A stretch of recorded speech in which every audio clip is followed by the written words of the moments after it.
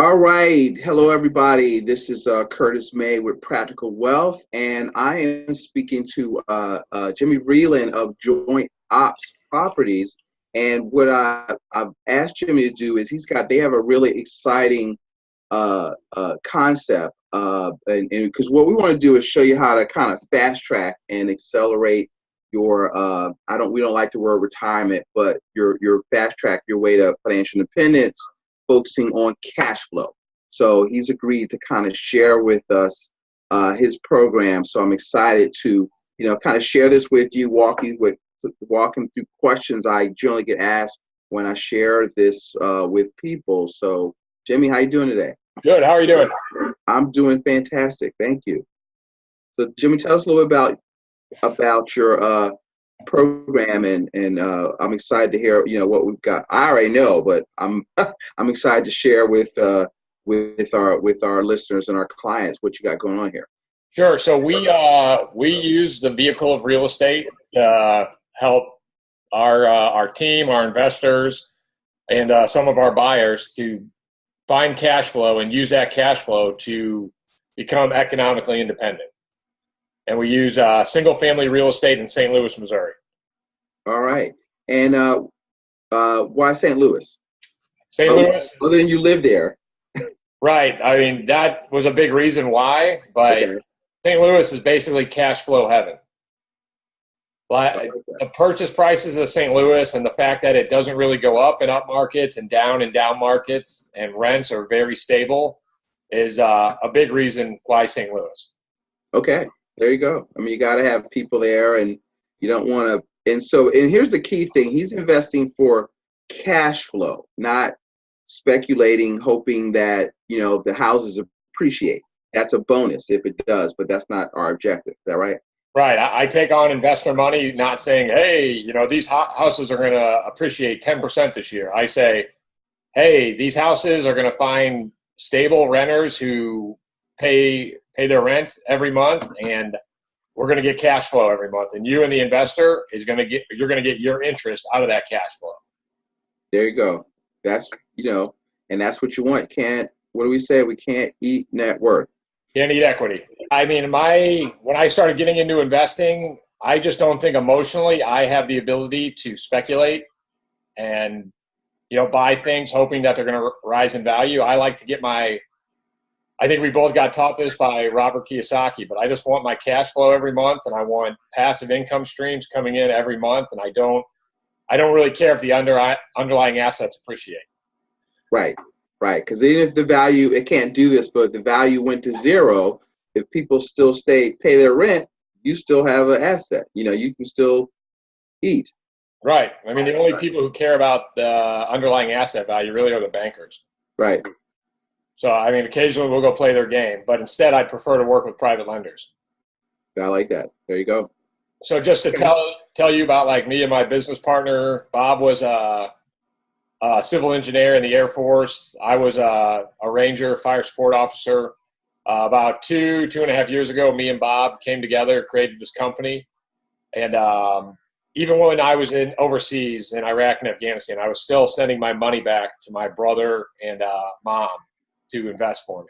Okay. So I've been investing for over 10 years. And so is Bob. Bob all his overseas money went straight into real estate. And since we got together, we've been buying 5 to 10 properties pretty much for the last 3 years. Okay, that is fantastic. So it's not they're not new to this, folks. This is not something they're trying. This is what they do. Right. Let me update this to 3 years on the slide. And so you want me to go through our system? Yeah, please. So the whole key to our system and the way we protect ourselves and our private lenders is how we buy the property. We're buying every house 30 to 50 cents on the dollar. We're buying at 30 to 50% of the retail value. And then our exit strategy is solely lease to own. People don't know a lot about lease to own, but 80% of Americans can't get conventional mortgages right now. Wow. Okay. So there's a huge demand. So it's like, why would we go compete with everybody else competing in the rental market? And then why would we go compete with everybody trying to sell to retail retail buyers. Like, why not go after this 80% who want to be homeowners but can't get a conventional loan? Right. Right. So we have huge demand for these properties. Instead of a regular renter, when you only get a first and last month's rent, we get non-refundable option deposits. That's 5% of that, 3 to 5% of the house value. So these tenants have to put in $3 to $5 grand just to get in the house, so they have skin in the game. They are not going to trash this place and lose their $5 grand. Right. You like that. And then the other thing is, with lease options, we eliminate the major maintenance and management cost. We still have to do some maintenance to protect the assets, but like leaky faucets, leaky toilets, to send a handyman out, that's not our problem. Because they see it as their house, and they're basically working on their house. Right. And the trade we make with them is, hey, we will help you fix your credit and get conventional financing. But since we're doing that, we're not going to do your basic maintenance that you can do and you're going to have to do when you own the house. Okay. And so they know this going in. Don't call me 2:00 in the morning because your toilet's backed up. Exactly. All right. Okay. And they understand there is a trade-off. Yes. Yeah. And that's it's also, you're helping people move into home ownership. So, as investors, we're, have a chance to make money either owning or lending, but the end result of what we do is good for the party involved also. Yeah, I mean, the whole business is revolved around creating a win-win-win. I want to win for my private investor, I want to win for my tenant buyer, and of course I want to win. Right. And basically, the thing I love about my business, and I get a little grin every time I think about it, but we're simply just serving an underserved market that Wall Street and the banks refuse to serve. Right. They refuse to serve investors who have, $40,000 to $50,000 in capital sitting around in an IRA, and then they refuse to fund this demographic of properties, but probably for the purchase price of $60,000 to $120,000. Right. No bank is going to touch those properties. So yeah, exactly. Yeah. And so now you can put that money to work, as opposed to if it's like, for example, if it's in an IRA and you hope the market goes up, or you could lose when you're about ready to retire, you could take a downturn. Right.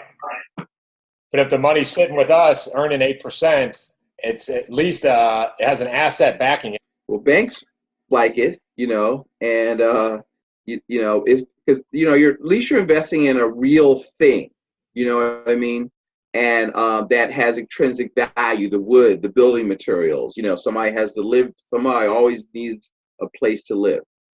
Right. Like are you getting that feedback on your end? No, I'm not. I'm getting a little feedback. I'll edit this too. Try maybe moving the speaker a little bit. Okay. How about that? Hello? Yep. Can you hear me? Yeah. Okay. That's better. I'm not getting the feedback. Okay. So if you invest in just stocks and bonds and paper and 2008 happens, you're kind of left with nothing. If 2008 happens again, and 2008 already happened to these properties, what we were already talking about, the underlying asset might have gone down in value, but the tenants still paid their rent. Exactly. So that's the key. You want to be able to, I always tell people you got to play defense, right? And so, you want to put yourself where I always ask myself, if that happens again, if this happens, then what? And how do I play defense against bad situations? And, one of the cool things about that, the market's not going to go up or down. You're buying for cash flow. People have jobs. You can insure it because it's a house, right? Against fire and, stuff like that. All investors, good investors, invest with insurance. So this allows you to literally play defense and protect your asset. Right. Worst case scenario is someone will always need 1,000 square foot house with 3 beds and 2 baths. So That's the way we look at it. If we default on the loan, you're at least going to get an asset somebody wants. That you bought at 30, 50 cents on a dollar. Right. So people like the reason people always ask, why do you want to work with private lenders instead of banks? And when we're buying 10 a month, like we got to buy with speed. So we can't wait for bank underwriting and we can't wait for their bureaucracy. So we always buy with private money loans, and we don't do a fund. We do one investor, one property. All the notes are secured by, or all the loans are secured by a note and deed of trust. The investor is protected because their name as additionally insured on the property insurance and the title insurance. And then all our funds are handled by a third-party title company. So it's not like it's your investors would not be sending the money to my bank account. There's always third-party. Who do I make this out to? Jimmy. Right. And I go to not doing that. Right. So we tried to set up a system where we protect our private lenders as much as possible.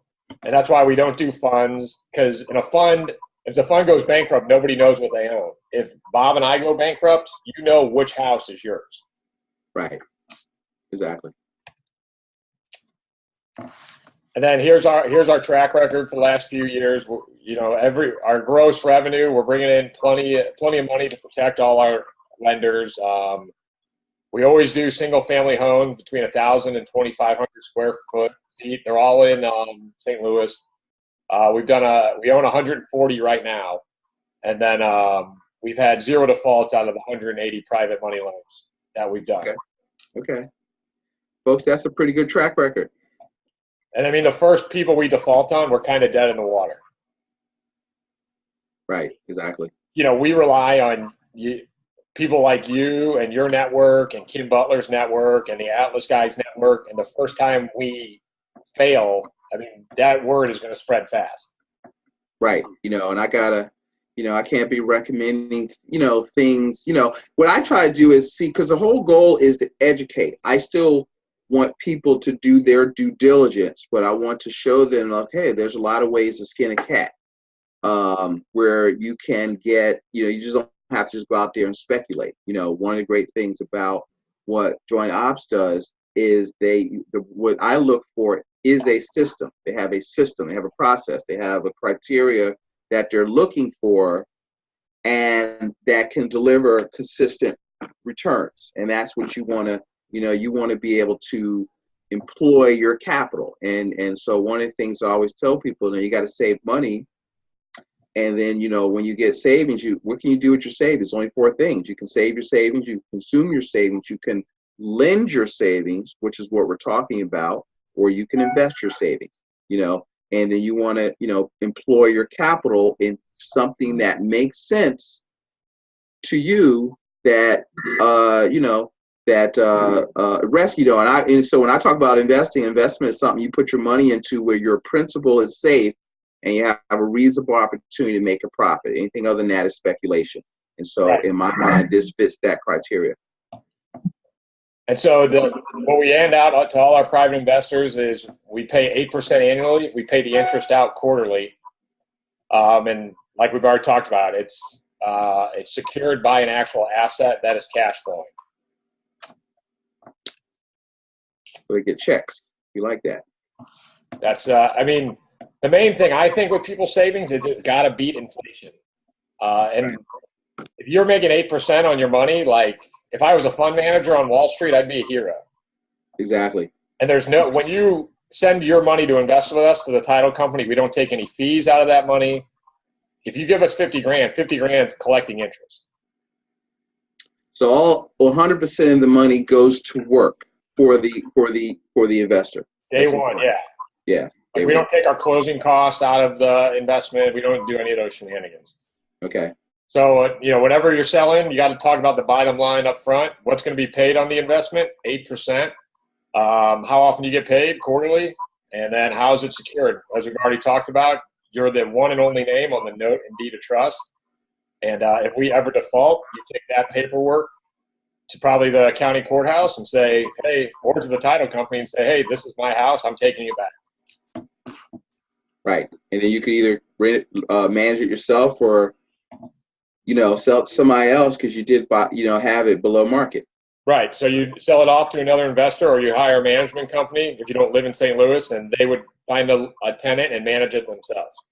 Okay. Like these things are cash flowing so well, there's an argument to say the worst thing I could do for my private lenders is pay them. Because if Right. they were to step into my position, they'd be capturing all that cash flow. Right. Right. And so that's everybody wins. So if the worst case scenario is good, that's good. Yeah. Worst case scenario, I get the house. Yeah, and I'm not saying in financial Armageddon there wouldn't be like some vacancy months, but over the long run, it would all work. It would pretty much all work out. Right.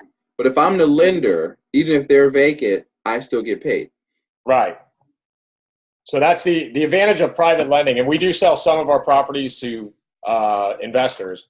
But the specific advantage of private lending is it's just plug and play. If the house is vacant, it's not your problem. If there's a repair that needs to be made that we didn't see, it's not your problem. You're getting your interest no matter what. We actually bought a house like on a Friday, and over the weekend there was an electrical issue and the garage burnt down. And private lender still got their interest check that quarter. Like that was our problem, not the private lender's problem.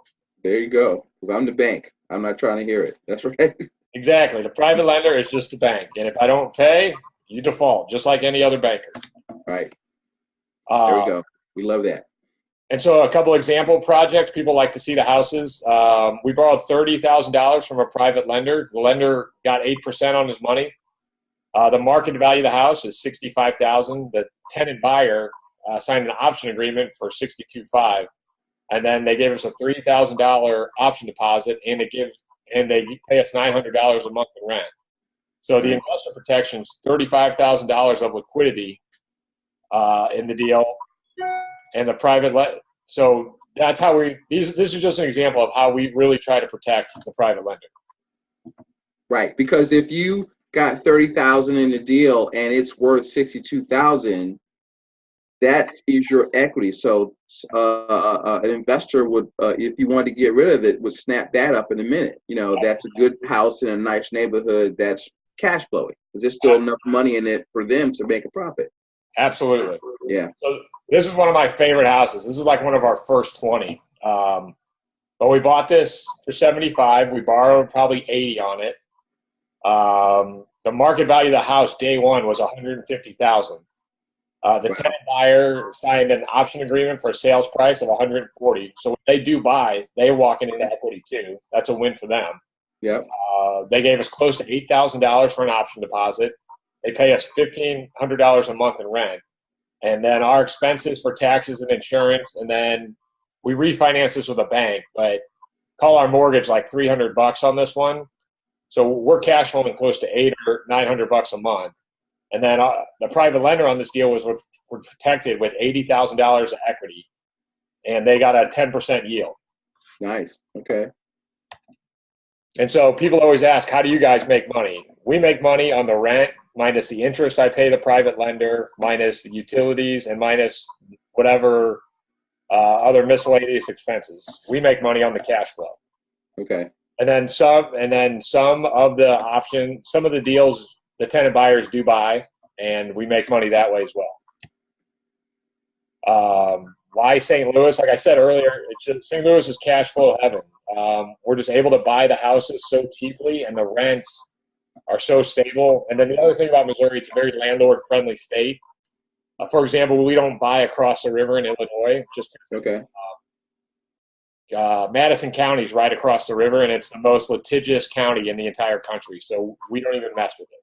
See, that is important because, I come from a tenant-friendly state here in Philadelphia, and, my wife's a real estate attorney, and so and tenants know the game. So they could give you first and last and then not pay you for 6 months, a year, by dragging it out with this, and they didn't do that, and they didn't do this. And you want to be able to buy somewhere where, it's favorable towards the entrepreneur that's putting out their capital, taking risks. Yeah, like in Florida, most evictions take like 5 months. So in California, it's like I think it's a couple years. Wow. So we just have to be in a spot where it's just fair. We're fair to the tenants, and they got to be fair to us. Right. So, the main thing why the private lender cares about that is our cash isn't getting chewed up by maintenance costs, and our cash isn't getting chewed up by legal costs trying to get bad tenants out. So we have more cash to pay interest to the private lender. Right, exactly. That's perfect. So that's kind of that's all I got for the deck. Do you have anything else you want to say to people? Listen, I want you to, I think this is pretty straightforward. And, one of the things that we do is to, the first thing I do is help people get organized, make sure that they're savings. But it's easy to do this. So let's say if you're hearing this and you've got money in an old 401k from an old job that's just sitting, one of the things that we help people do is consolidate these things into self-directed IRAs and kind of help you, what I call jailbreak your IRA, because people don't realize that you don't just have to have it in mutual funds or in annuities. You can do what we just showed here in private lending and put that money to work and actually receive, even if you don't need if you're like under 59 and you don't need cash flow, then the payments just accrue. And in 2 years, if the deal is up, then you get your principal back, and then we can find you another deal to put it into. Is that right? Yeah. So we kind of addressed worst case scenarios. If we default and you take the property back, but we should probably also address how you get your principal back. Yeah. These notes are on 2 to 3 year terms. There's 4 ways you'll get your money back. One is the tenant buyer buys the house. 2 is I sell the house to another investor. 3 is I refinance you out with a private lender. Or 4 is I refinance you with a private bank. Right. A commercial bank. So there's 4 different ways for your exit strategy. And so for those 2 years, you'll be getting your interest. And then at the end of 2 years, I'll call you and say, hey, your money's coming back. Or you say, 8% is great. Just roll it for another 2 to 3 years, Jimmy. Right. And that's easy peasy. You can sleep at night. You've got cash flow coming in. If you, let's say you're over 59 and a half and you need cash flow without, evading your principal and start using up the money or selling your shares, you can maintain your capital and enjoy your quality of life. Yep. My parents are just over 60 and they lent some of their nest egg to us. And they lent enough of their nest egg that we cover their mortgage on their own personal house every year. Yeah, there we go. And that's it. Yeah, that's what financial independence is about. Is being able to live like you want to live from the cash flow from your personally invested assets. And so what we're talking about here is providing sleep at night cash flow. Right. Well, Curtis, I appreciate you letting me pitch this to your clients, and I appreciate the trust you put in me. And so thank you. Thank you. And guys, so give us a call. You can, go to our website at practicalwealthadvisors.com, or you can email Curtis at kurtmay@gmail.com, and you see Jimmy's contact information on the sheet. So guys, have a great day, and we'll talk to you soon. And I'm going to plug our YouTube channel. If you are curious, check out our YouTube channel. Just search Joint Ops Properties. We put out a video a day, so you'll have a real sense of what we kind of do. Yes, they do walkthroughs every day. They have an awesome channel. So if you want to see how this works and see how what I call the sausages are made, this is a good place to go check it out. Cool. Well, thanks, Curtis. All right. Thank you.